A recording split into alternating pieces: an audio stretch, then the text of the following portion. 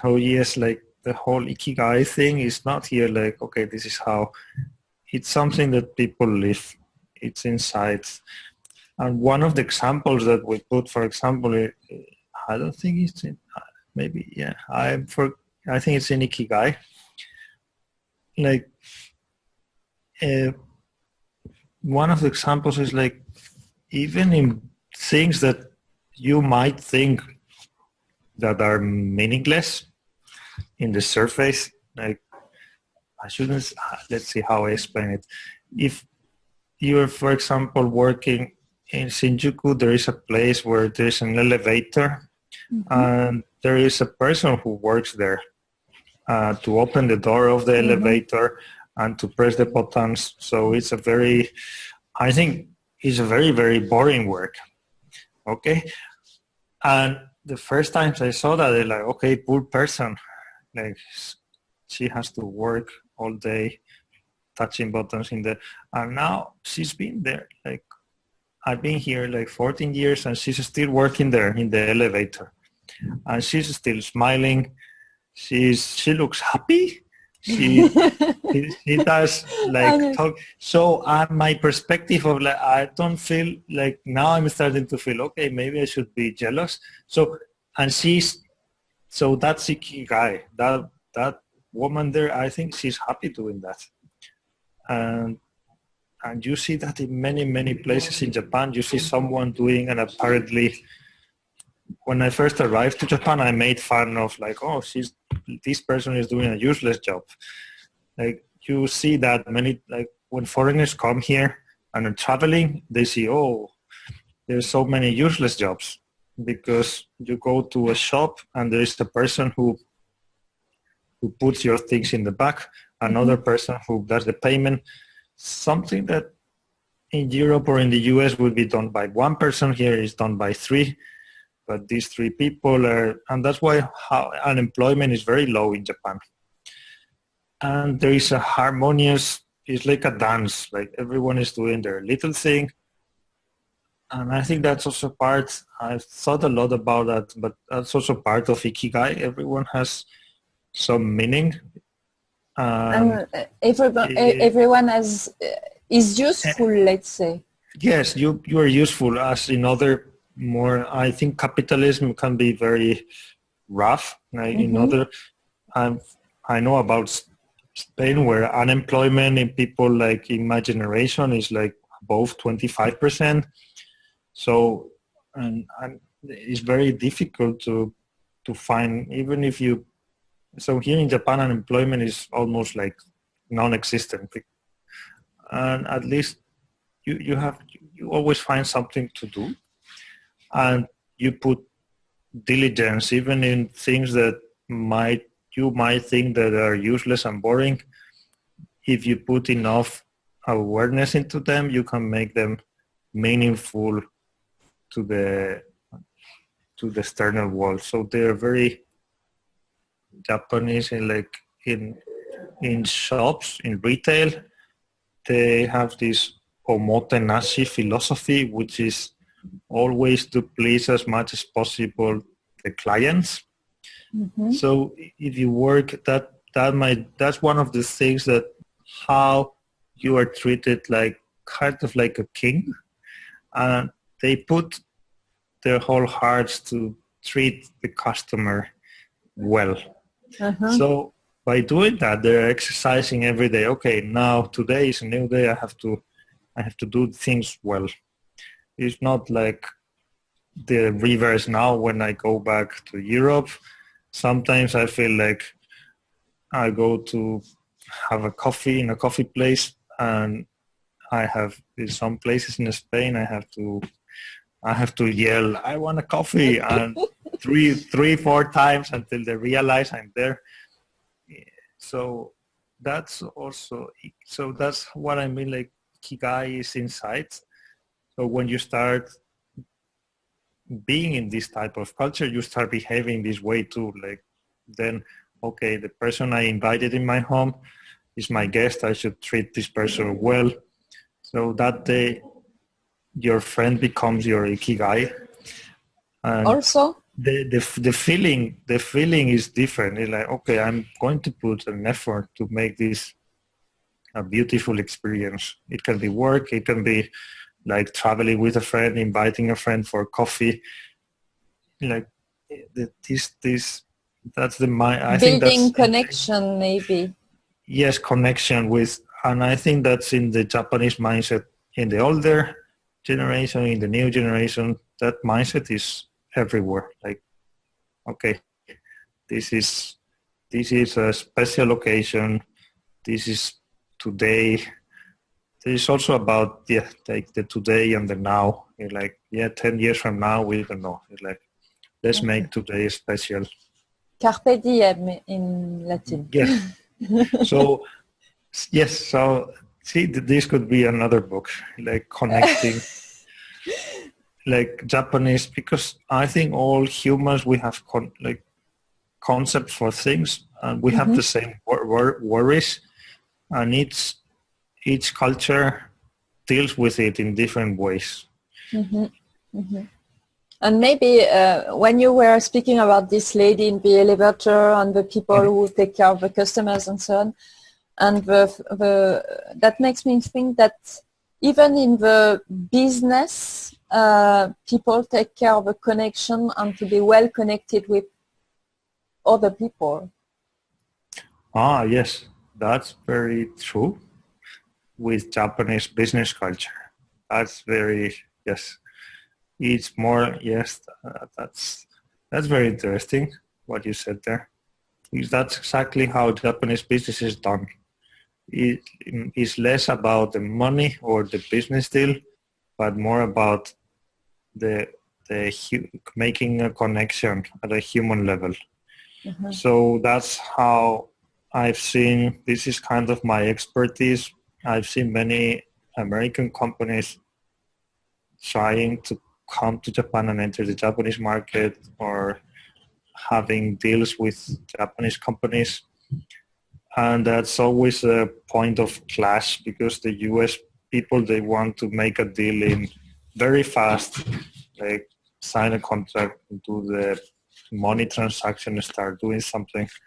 And the Japanese are much more slow, like they build a human connection. Let's travel to the US, let's meet, let's have dinner, let's blah, blah, blah. Now I invite you to Japan. Let's go together to Kyoto.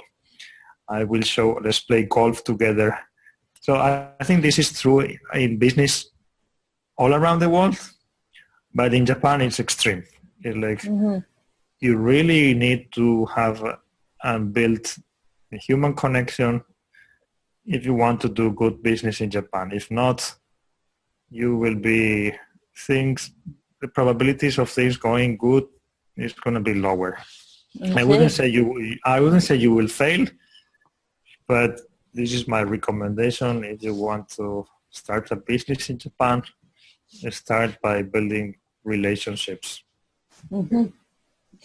And I started asking my friends, and they didn't really know how to explain it to me.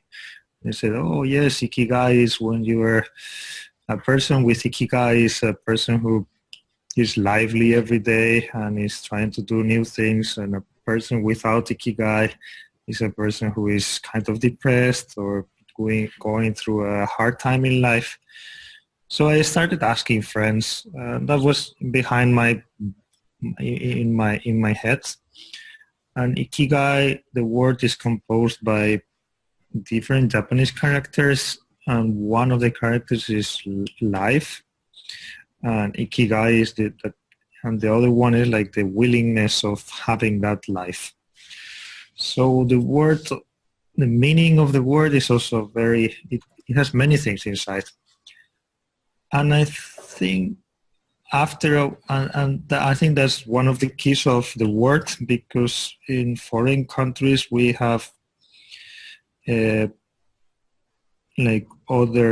can say it in a sentence, your purpose for living, or your real search for meaning.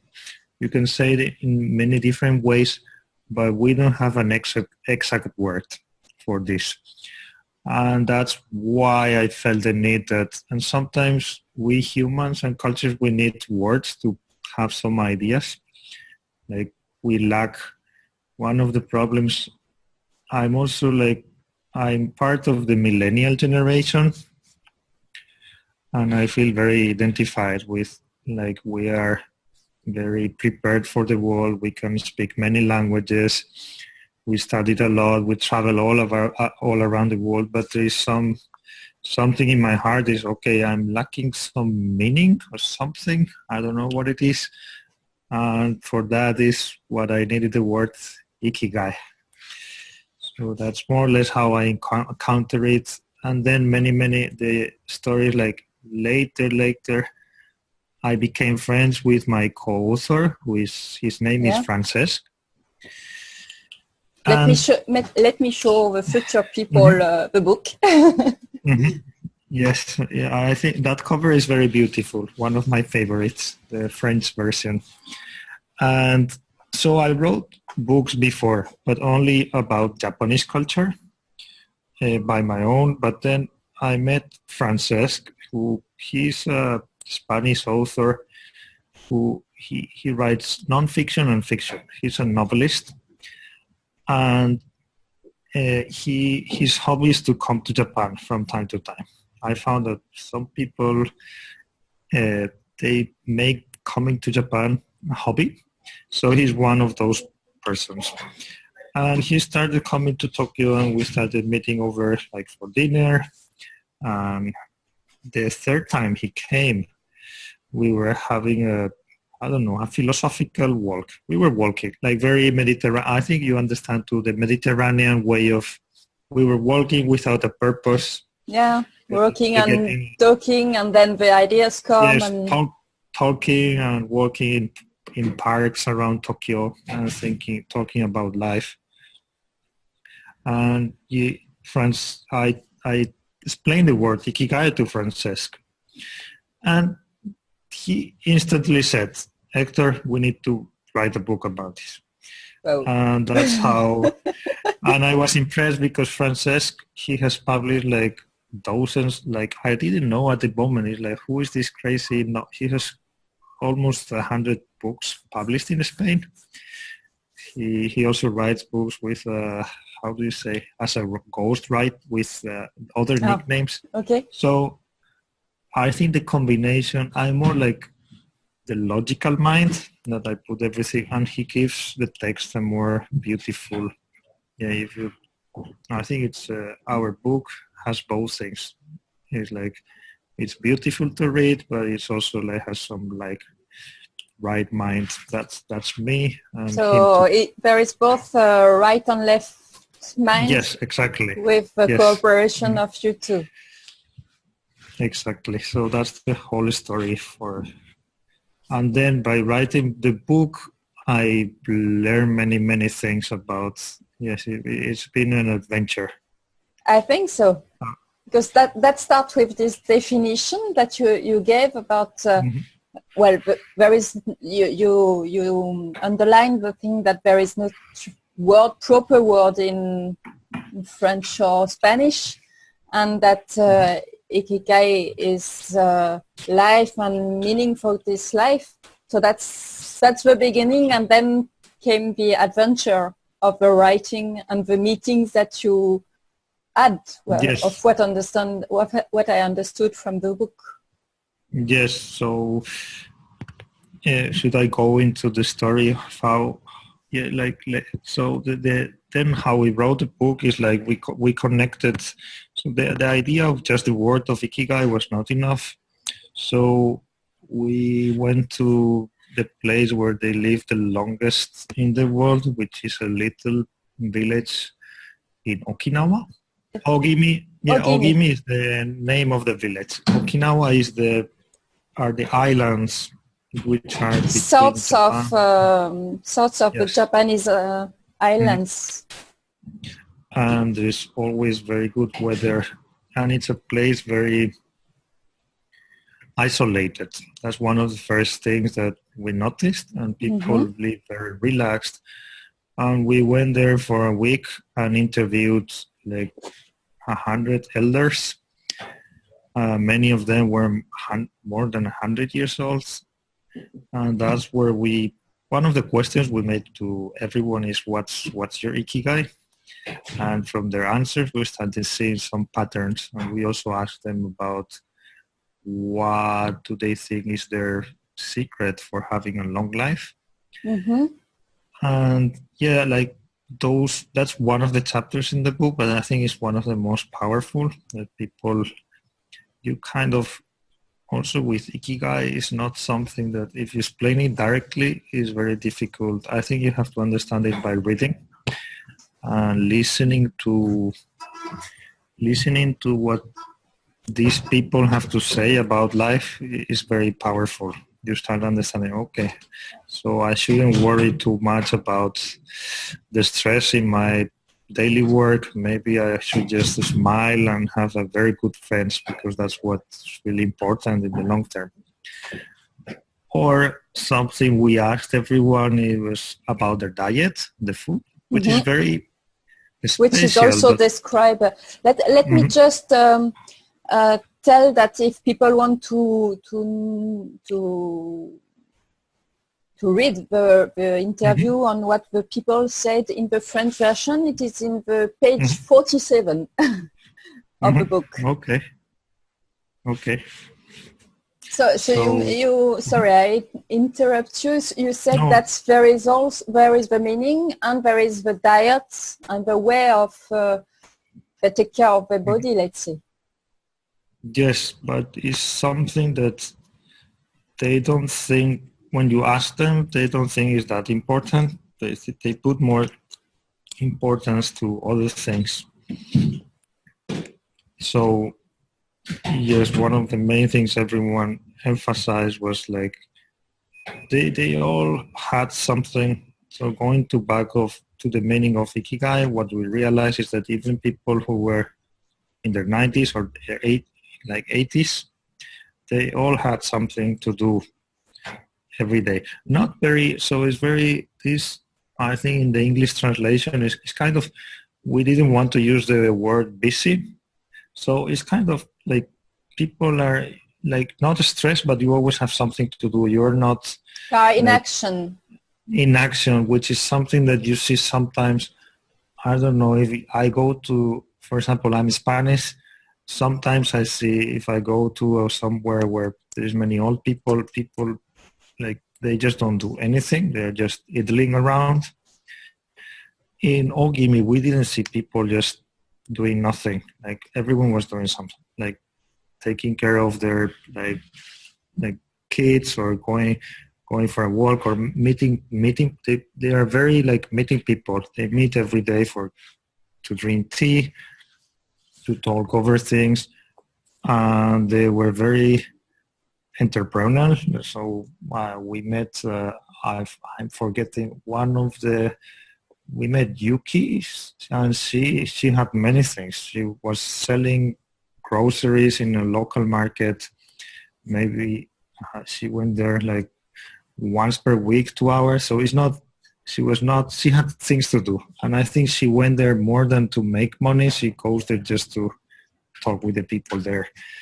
So it was all things, little things, to have always some like things to do, which is also not only Ogimi. I realize this is very general for the whole Japanese population, that they don't really, people sometimes, sometimes we criticize Japanese because they look workaholic from the outside.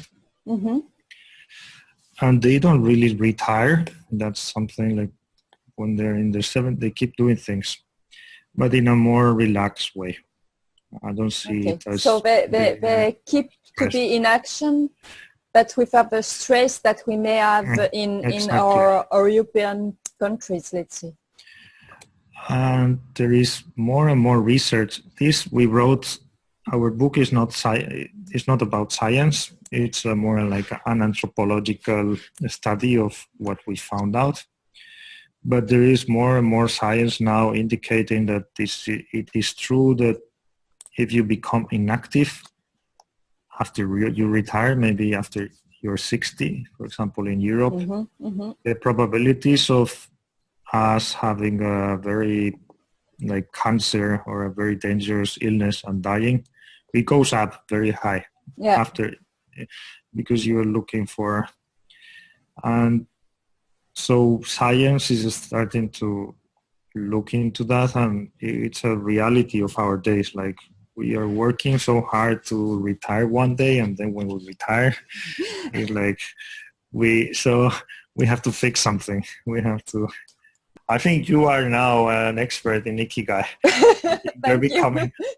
Yes, really. Like, there is no. So, but I'm meeting more. And when you said that I'm an expert, does that mean that the method that I sent you, does that sound good to go towards the Ikigai? Yes, definitely. Okay, so, thank you for that. Yes, so that's like, yes. So, and I want, so there are some things there that I would need.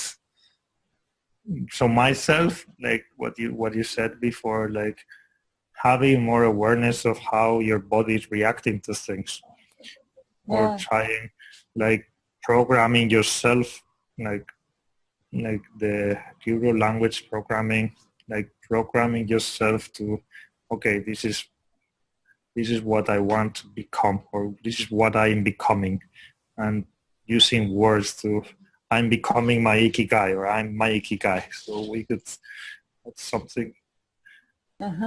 And how do they find their Ikigai, the people, and how do they transmit this idea of Ikigai? Is it fixed, let's say, in Ogimi, or is it spread out Japan?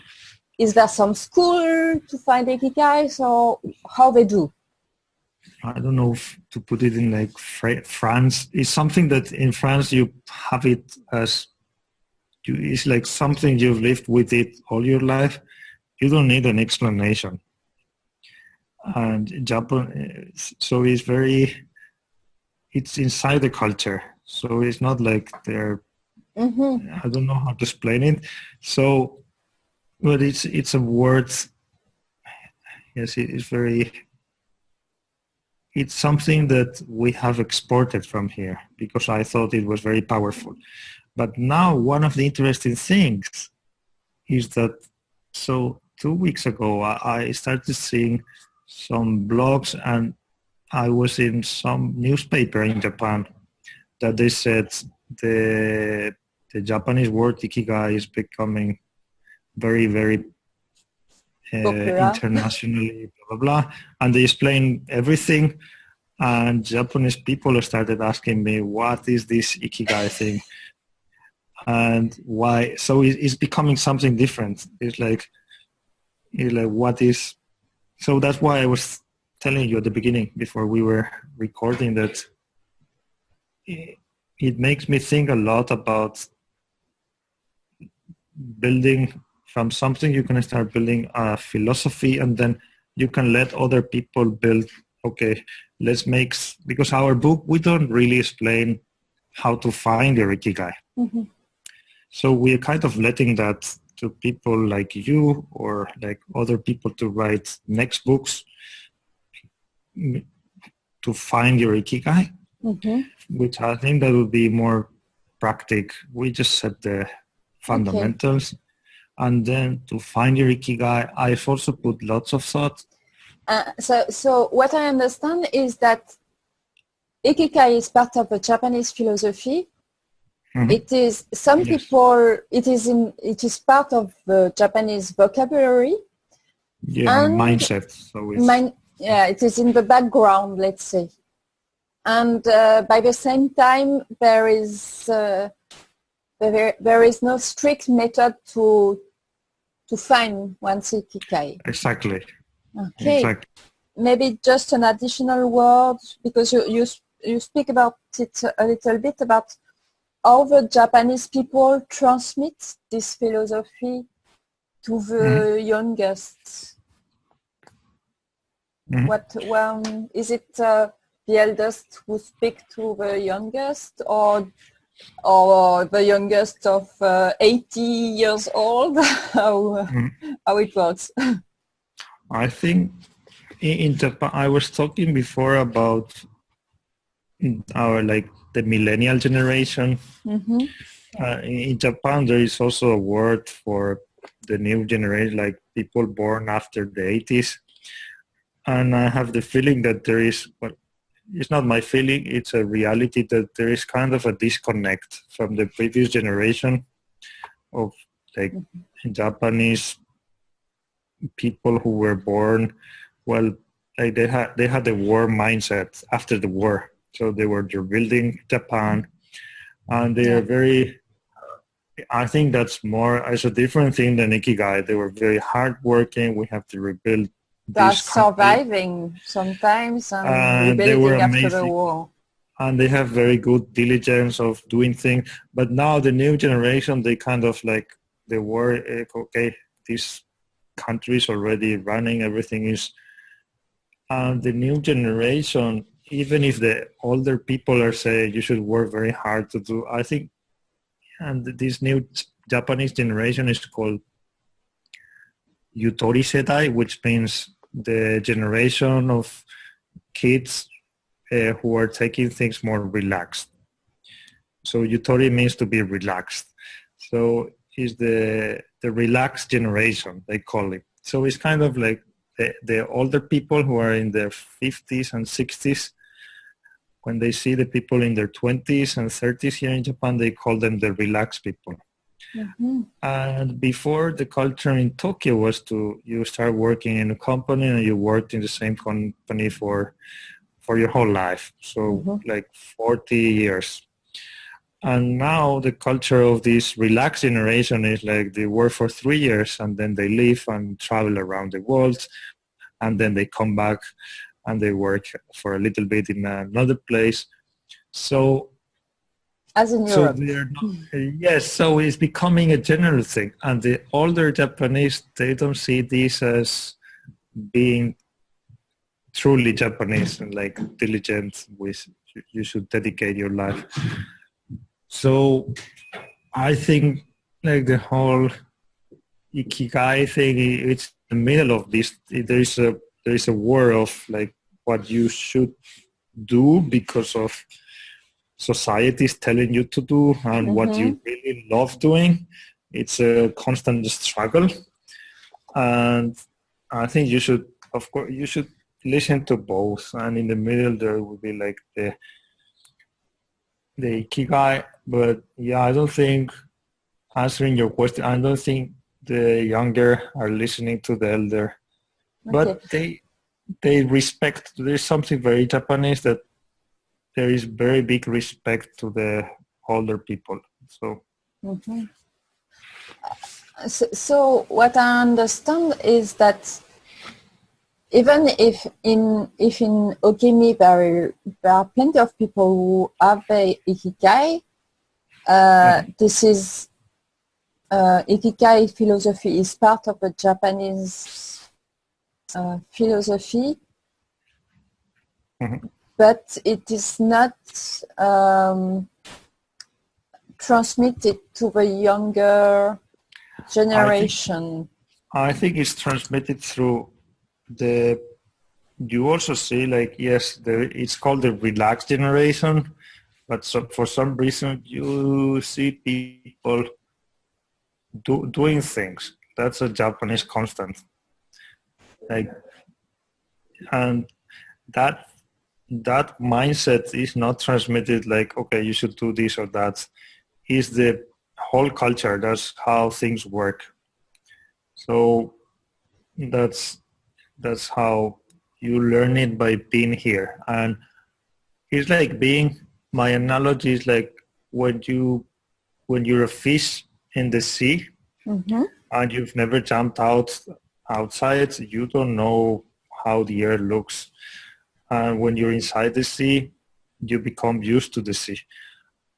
So now for me, it's very interesting, these questions you're making me, because I've been 1/3 of my life in Japan. So it's becoming increasingly difficult. I'm becoming one of them. So I'm becoming like the fish inside the sea. I cannot explain the sea anymore. So I find it very interesting when you ask me, like, because I'm also like, okay, I'm inside this Japanese mindset. And now for me, it's very interesting when I go back to Europe, I have cultural shock. Like, okay, this is how we are. Interview of people or from your own experience, how long does it take to find one's Ikigai? I think it's a life project. It's your whole life, I guess. So it's not like it's your whole life. So I think that the main point, if you don't, like the bad thing is if you don't even try, it's like if you give up and say whatever. And I think that's a hole that many people fall into. And so that's the main point. Like at some point you start like, and there are many things there, like alcohol, like many things that when you start doing things just to escape reality, I think that's, you're not even trying to find your Ikigai. Sure. Even so there's different types of people. Like even if you don't know, going back to the point of, I don't know how Ikigai will become more and more known by normal people, but like most people still don't know what the word Ikigai is, but you can divide people, I think, into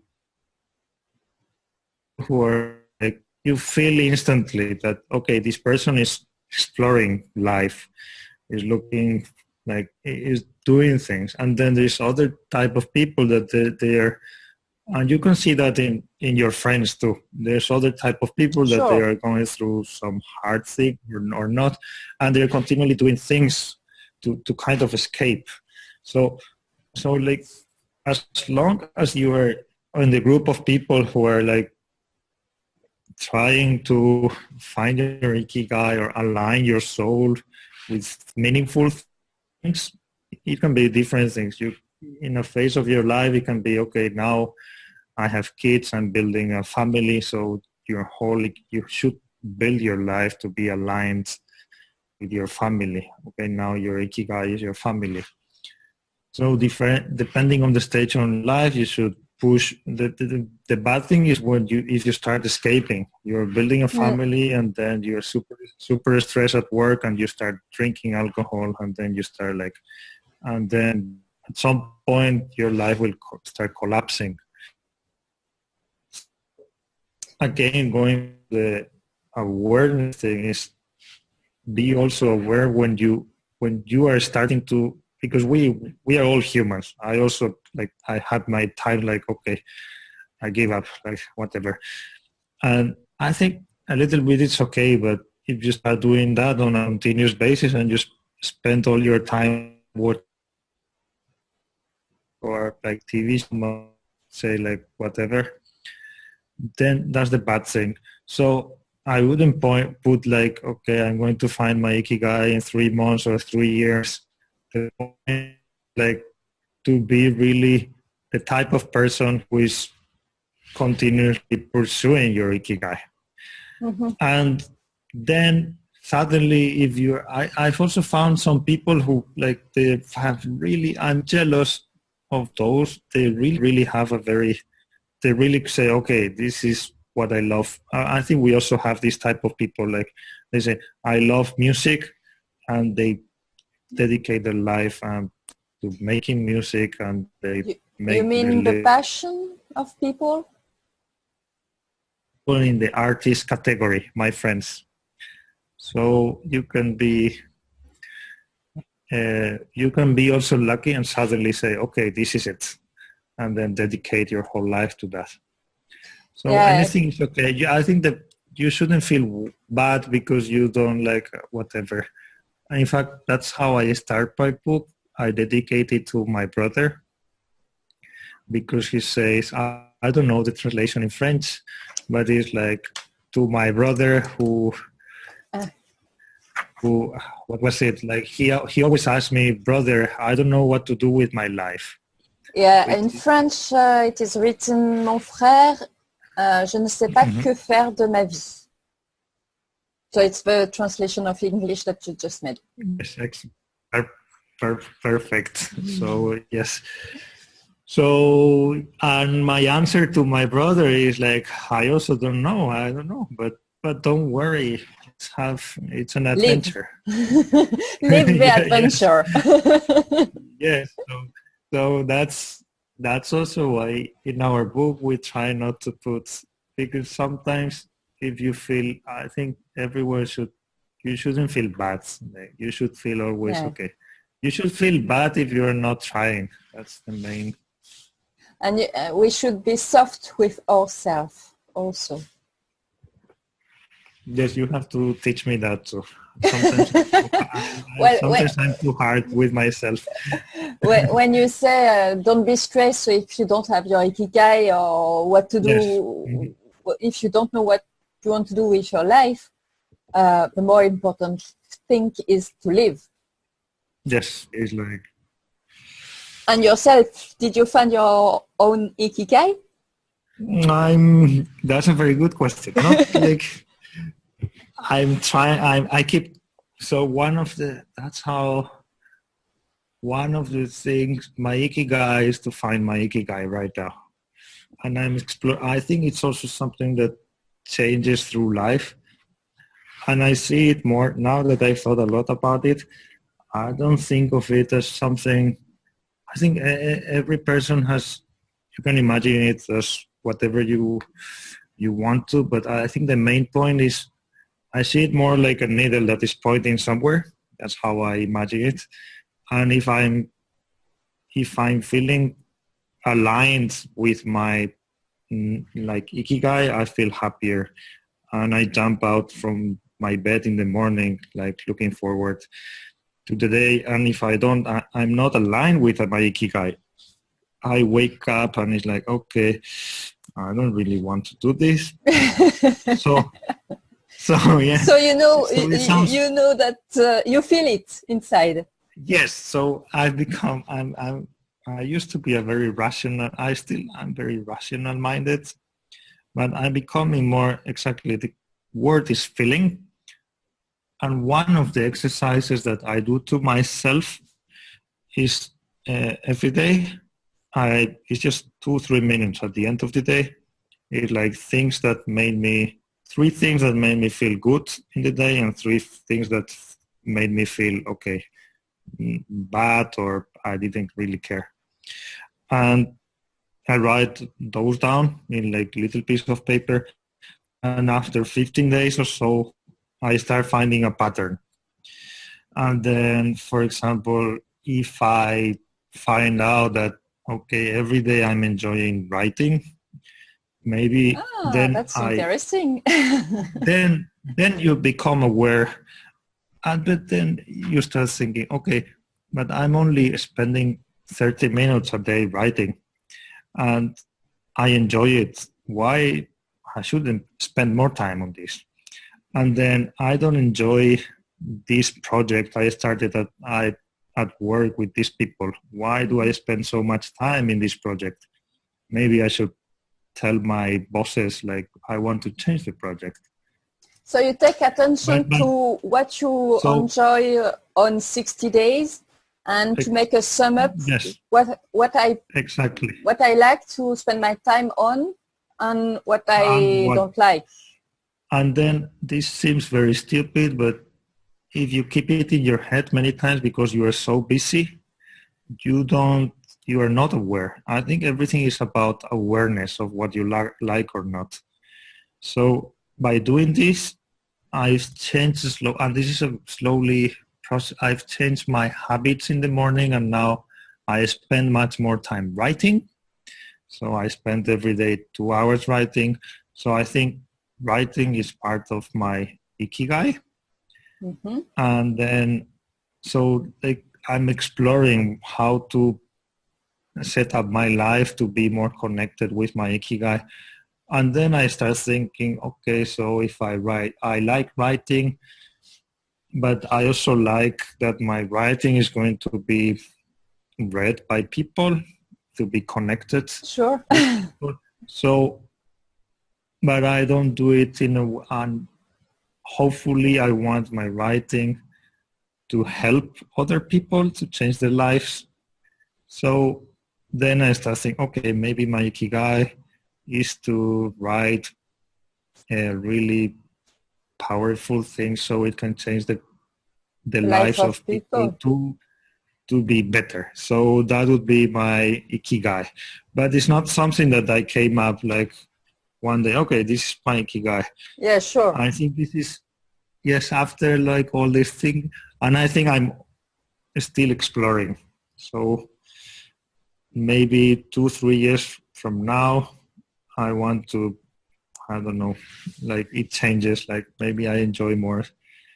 Because writing is also an art form. I think any art form or hobby is something. Another exercise you could do is to remember every one of us. We had many hobbies around our life, and some hobbies stick with us, and some others we leave. But remind a little bit how you felt. For example, I played piano when I was less than 20 years old, and then I stopped playing piano and I never came back to it. But I explored, okay, how did I feel when I played piano? Did I feel good or bad? And then if I felt good, it's like, okay, maybe I should take it again as a hobby because this makes me feel good. So that I think the whole point is increasing awareness of what we really enjoy in life and what we don't, and start doing more of what we like and less. And then suddenly things will be starting like align with our Ikigai. That's make me think about one point on which I work during the workshop. This is the body and the messages of the bodies. When you say, when you make something that makes you happy, you feel it inside. And that's important to listen to our body. You should teach me that. I should join your guest. Well, I plan to come in Japan beginning of October, so it would be a pleasure to meet you and to let's meet. Yes. And what did the writing of this book and what did the meeting with these people bring you? What is the most important thing that brings you this writing? I think one, because the reality is that, I went to Okinawa to write this book and explore the life. And one of the realities is that life in Okinawa and Ogimi is very, very different from Tokyo. And the reality is that I live in Tokyo and I still live in Tokyo. And Tokyo lifestyle is very similar. I think it's similar to big cities, I guess, like Paris or Manhattan. And for me, it's very exciting now because I'm in my 30s. But I'm thinking very deeply, like maybe I should move from here to another type of place where I can have the main point I saw is that have a more connected community where I feel connected. Which in a big city like Tokyo, the contradiction that happens is that we are surrounded by millions of people, but still everyone is feeling kind of lonely. Yeah. And I also realized that I have very good friends here, but everyone is always busy and it's difficult to meet. And yes, we meet, but it's like very brief. It's not like having a community where, okay, you don't even need to schedule. And so that's my main thought, that I'm rethinking my life. I'm not thinking now. Before I was not even, okay, I will be in Tokyo, I don't know. But now, yes, my main thing is I'm thinking about like maybe city life for me is going to have an end. And the other thing, I've changed many, I said before, I changed many little things in my lifestyle. So now every morning I start doing some kind of exercise, like yoga style, which is very, like for me, I'm very non-flexible, but the point is just to do it, to move your body. Like, so I start doing exercise. I've changed some things in my diet, not many, but now it looks more, I have much more, fish and things from the sea and seaweed. And so it's like, when I think I've changed many things from like just writing this book, like little things. And also my view of my future has also changed. So I think for now, like a big city is very exciting, but in the future, I see this. I don't see old people in Tokyo being very happy. I don't see them smiling. In Ogimi, they were all smiling. Everyone was laughing all the time. So I started wondering, maybe when I grow older, I don't want to be in a big city. And maybe they are smiling because they are really connected, as you explained in the book. Exactly. So people just laugh because they want to. Yes. When you feel connected, you start laughing. So it's like an automatic. And what was the most surprising for you when you met the people? The most surprising, like the people, I think the smiling and the easy going, like Japanese, I don't know if I should, it's not, Japanese in general, very like strict.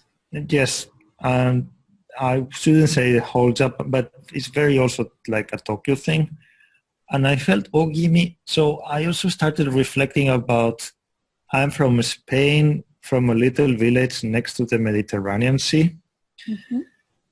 And this place in Okinawa, Ogimi, the lifestyle they had and the way it was very Mediterranean, very easygoing, like, okay, it doesn't matter, let's have a tea, and it doesn't matter if it's 30 minutes or 3 hours, and then let's do this. So that the surprise thing to me was, okay, there is also Japanese people who live like Mediterraneans. And Mediterranean people, we are also, I think Spain, France, and Italy, we're also, after Japan, we are also the longest living in the world. So I think we also have secrets. Maybe we should write books about French and Spanish and Mediterranean secrets for a long life. So that's another, but see this thing, like maybe we need a Japanese person to go to Europe and extract it, because we are used to, we don't know what it is. But it might be olive oil and long walks next to the sea. Maybe you can watch. Did you heard about Dan Butler and his TEDx? Yes. About exactly. How to be over 100 years in good health. So he was and the blue zone. Exactly. So the blue zones, and so in the Mediterranean there is the how do you say, in Sardine there is a place in the Mediterranean where they are also the longest living in the world. After Ogimi. So yes, one of my surprises is like, okay, this looks similar to my lifestyle in my hometown in Spain. I was like, okay. And then, yes, I was reflecting.